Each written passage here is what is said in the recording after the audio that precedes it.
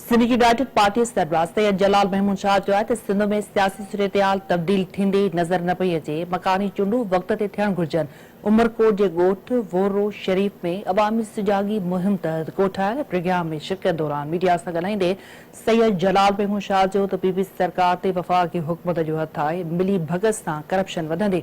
हुन चयो त उमरकोट ज़िले जे रोड रस्तनि जी हालत ॾिसी दुख पहुतो। हुकुमरान रोड रस्तनि जे बजट सां गॾु ॿारनि जी तालीम जा पैसा बि गिड़काए विया आहिनि।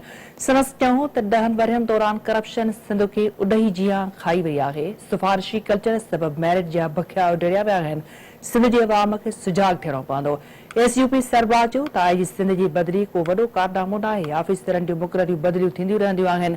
भोतार पंहिंजा नाजाइज़ कम कराइण लाइ पुलिस खे इस्तेमालु कंदा आहिनि। सैयद जलाल महमूद शाह जो त उमरकोट में ज़राअत जो निज़ाम बहितरीन आहे, पर रोड रस्ता बि बहितर हुजण घुर्जनि। तक़रीब खे इजाज़ सामटे रोशन बिरडे जुमन दरबदर रोशन मंगरी ॿियनि पिणु ख़िताब कयो।